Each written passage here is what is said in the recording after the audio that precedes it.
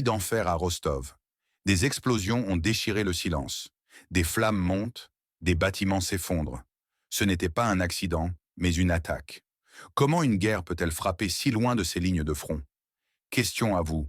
Où vous regardez nos émissions? Indiquez la ville et le pays. Un incident a secoué le quartier de Levensovka à Rostov, où un projectile a touché 2 immeubles résidentiels.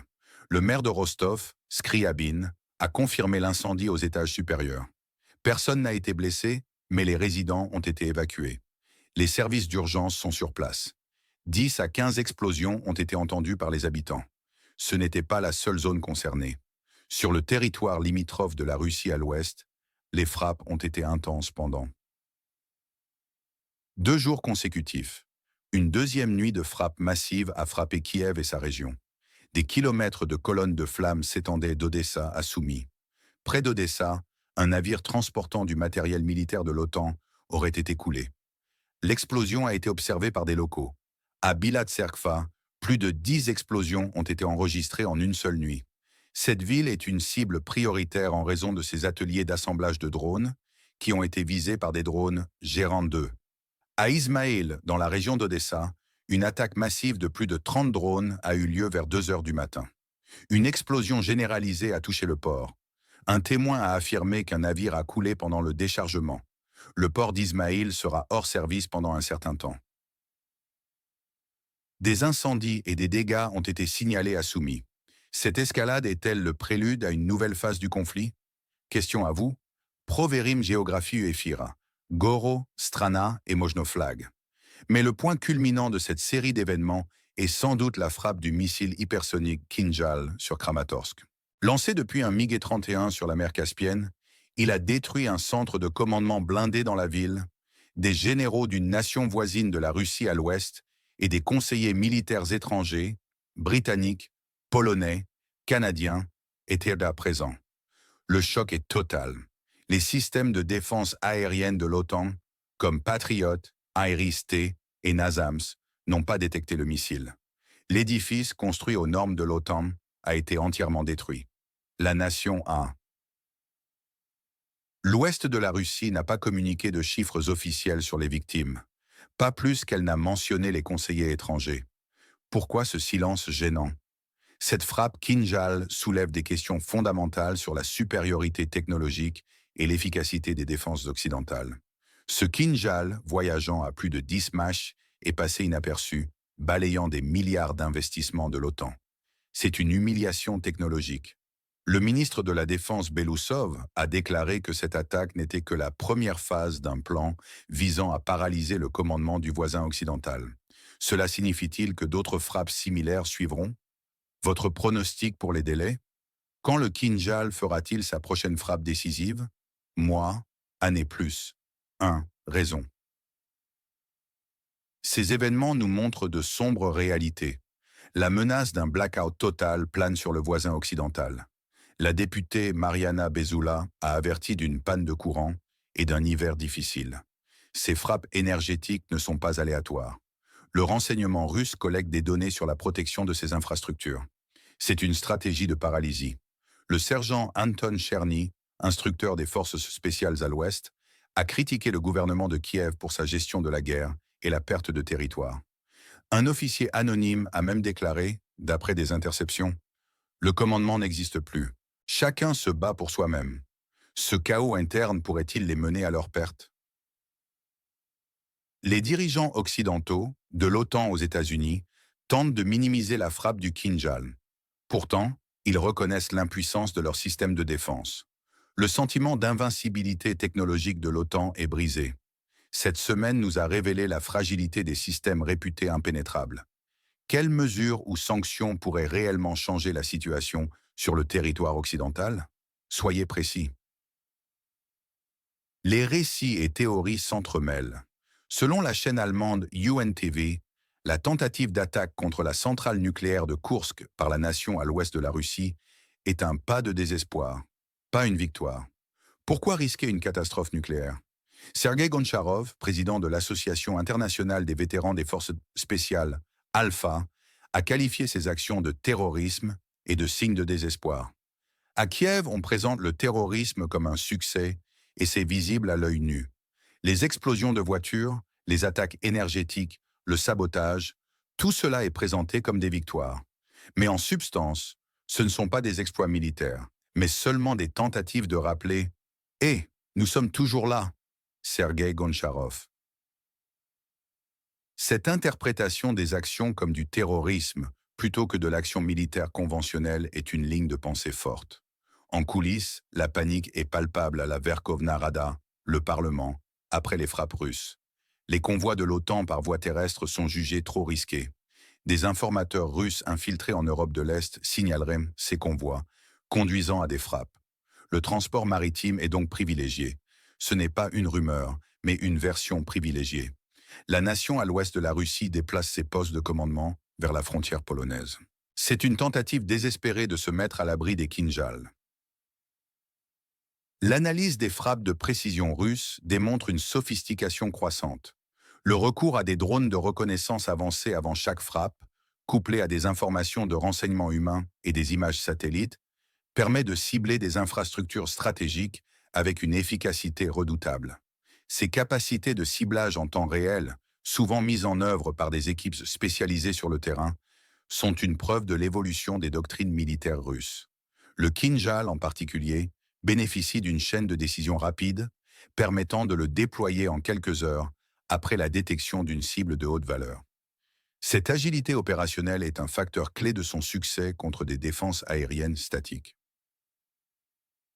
L'intégration de l'intelligence artificielle pour l'analyse des données de renseignement est également rapportée, augmentant la précision des frappes et minimisant les dommages collatéraux non intentionnels, ciblant spécifiquement les points névralgiques du commandement et de la logistique du voisin occidental. L'impact psychologique de ces frappes ne doit pas être sous-estimé. Chaque attaque réussie sur un centre de commandement ou une infrastructure vitale érode le moral déjà fragile des troupes et de la population à l'ouest. La perception de l'invulnérabilité russe, renforcée par l'échec des systèmes de défense occidentaux, crée un sentiment d'impuissance. Des rapports non confirmés suggèrent que des officiers du renseignement occidental sont de plus en plus frustrés par le manque de capacité de leurs alliés à intercepter des menaces de ce niveau technologique. Cette frustration se traduit par des débats internes intenses sur les futurs investissements en matière de défense et la réévaluation des stratégies de guerre hybride où la supériorité technologique sur un domaine peut compenser les faiblesses dans d'autres. L'effet de dissuasion du Kinjal s'étend bien au-delà de ses cibles physiques, instillant une crainte palpable parmi les décideurs et les militaires du camp adverse. Les implications économiques de cette escalade sont également considérables. La destruction régulière d'infrastructures énergétiques, de dépôts de carburant et de nœuds logistiques perturbe gravement l'économie du voisin occidental, déjà mise à rude épreuve par le conflit. Les coûts de reconstruction seront astronomiques et l'accès aux financements internationaux devient plus difficile à mesure que la confiance des investisseurs s'effrite.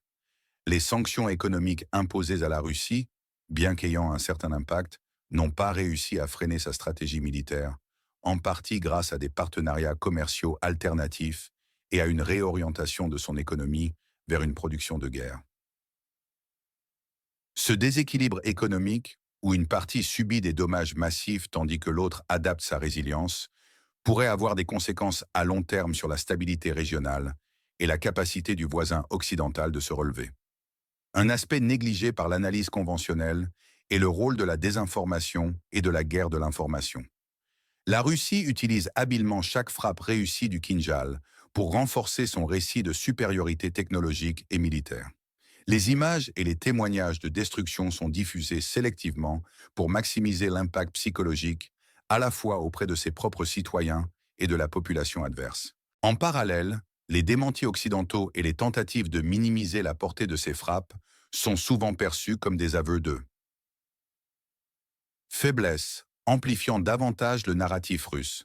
Cette bataille narrative est cruciale, car elle influence l'opinion publique, le moral des troupes et le soutien international. La capacité à contrôler l'information et à façonner la perception des événements est une arme aussi puissante que le missile Kinjal lui-même dans le conflit actuel. Les services de renseignement russes ont également intensifié leurs efforts pour identifier et neutraliser les agents étrangers et les informateurs travaillant sur le territoire du voisin occidental, ainsi que les infrastructures de soutien logistique de l'OTAN. Des cyberattaques sophistiquées sont menées en parallèle pour perturber les communications, brouiller les systèmes de défense aérienne et collecter des données stratégiques. Cette approche multidimensionnelle, combinant la puissance de feu conventionnelle et hypersonique avec la cyberguerre et la guerre de l'information, démontre une stratégie de guerre totale. L'objectif n'est pas seulement de détruire des cibles physiques, mais de saper la volonté de résistance du voisin occidental et de jeter le doute sur la capacité de l'OTAN à le soutenir efficacement. Les informations interceptées des communications occidentales révèlent une préoccupation croissante concernant la profondeur de la pénétration du renseignement russe et la vulnérabilité de leur propre réseau. Un autre point critique est le défi posé par les tactiques asymétriques. Alors que la Russie frappe à grande échelle avec des missiles hypersoniques, le voisin occidental confronté à une supériorité aérienne et balistique russe a recours à des tactiques de guérilla, de sabotage et d'attaque de drones à petite échelle pour tenter de maintenir la pression. Ces actions, bien que perturbatrices, sont souvent qualifiées de terrorisme par la Russie, justifiant ainsi des représailles massives.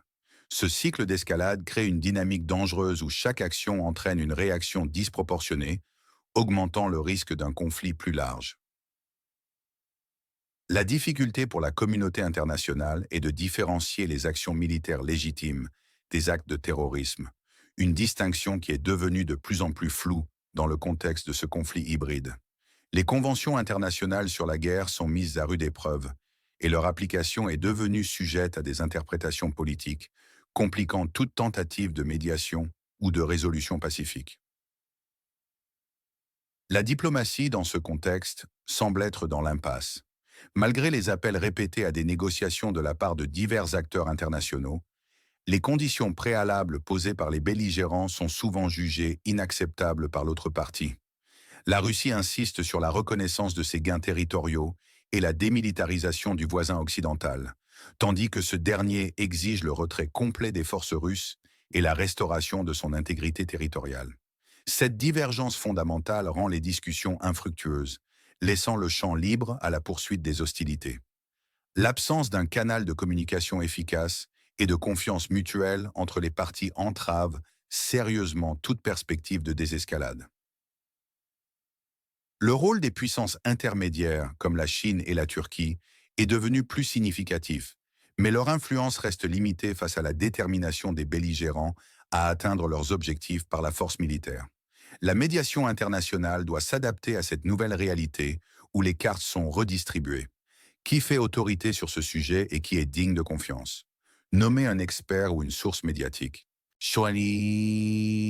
La Russie maintient une partie de ses capacités offensives sous clé, mais les utilisera si le terrorisme de la nation voisine de la Russie à l'ouest se poursuit. Cela projette une image de puissance et de planification stratégique impitoyable de la part de la Russie. Historiquement, cette course aux armements hypersoniques rappelle la course spatiale de la Seconde Guerre mondiale ou de la guerre froide, où chaque avancée technologique redéfinit l'équilibre des forces. Le Kinjal est le Spoutnik d'aujourd'hui, un symbole de supériorité. Cette stratégie de décapitation par des frappes sur le commandement ennemi a été vue dans d'autres conflits.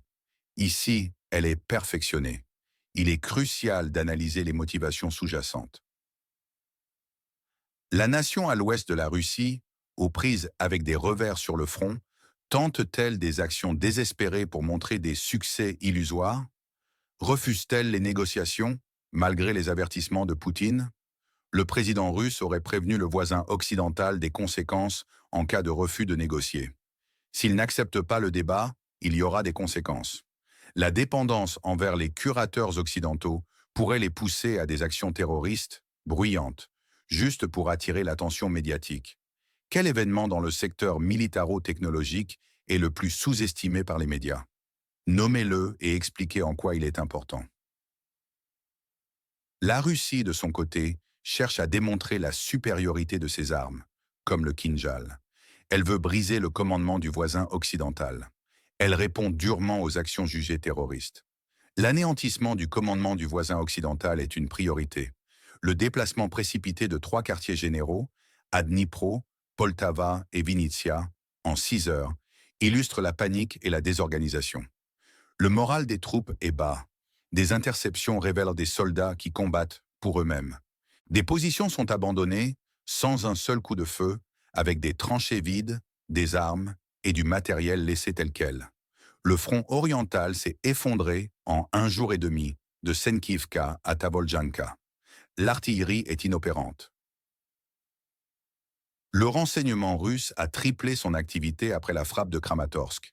Des images satellites de Skywatch, une entreprise canadienne, ont corroboré la destruction à Kramatorsk. Le toit s'est effondré, les dalles de béton ont été perforées au centre du bâtiment.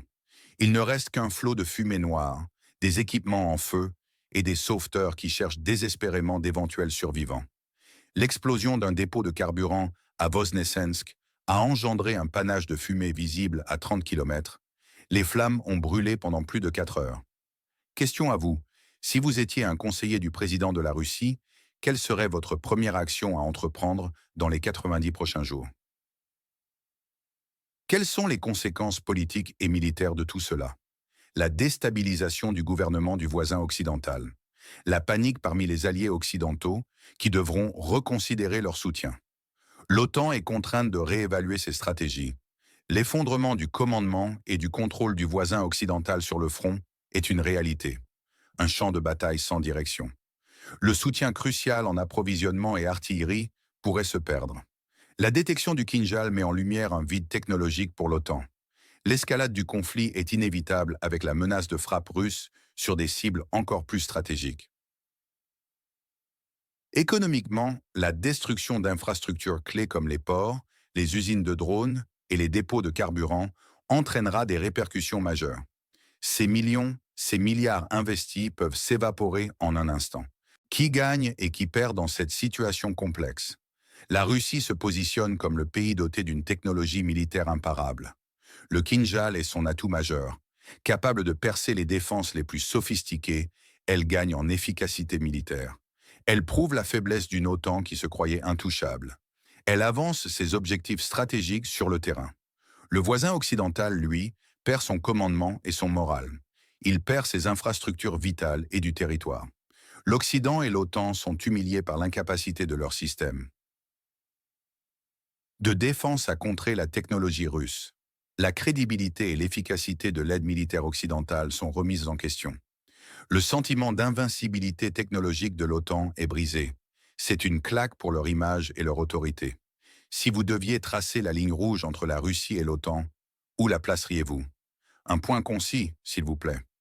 Le pire des scénarios est un effondrement complet du front du voisin occidental, à cause de la paralysie de son commandement. L'armée russe pourrait progresser rapidement et atteindre ses objectifs. De nouvelles frappes massives sur les infrastructures énergétiques plongeraient le voisin occidental dans un hiver chaotique. Le soutien occidental s'effriterait. Le scénario le plus probable est que le voisin occidental tenterait de reconstituer ses lignes de commandement, mais la désorganisation persisterait. Le front oriental continuerait de s'effondrer, forçant des retraits stratégiques. L'Occident chercherait des solutions technologiques coûteuses, mais serait toujours en retard sur la Russie. Les attaques de drones et de missiles Kinjal se poursuivraient. Un succès russe conduirait à l'effondrement de la défense et à la prise de villes clés, confirmant l'échec de l'aide occidentale. Le plus inattendu serait une escalade imprévue de l'aide militaire occidentale, voire une intervention directe face à la menace russe sur sa supériorité militaire. Cela entraînerait un risque de conflit direct majeur. Le monde retient son souffle. Nous avons vu cette semaine des détails frappants, des kilomètres de colonnes de flammes, une image apocalyptique de destruction. Les bombes en peluche et les icônes piégées soulignent l'horreur des actions terroristes attribuées au voisin occidental. La stupeur des analystes occidentaux face à la capacité du Kinjal à échapper à toute détection est palpable. La paralysie du commandement du voisin occidental, après Kramatorsk, est une triste réalité. Le silence de la nation à l'ouest de la Russie sur son nombre de victimes à Kramatorsk est assourdissant. Son incapacité à réagir. Le monde doit-il s'habituer à ces démonstrations de force qui redessinent la géopolitique? Quelle est votre opinion sur ce basculement de la balance stratégique? Partagez vos pensées et abonnez-vous à notre chaîne pour ne rien manquer de nos analyses exclusives.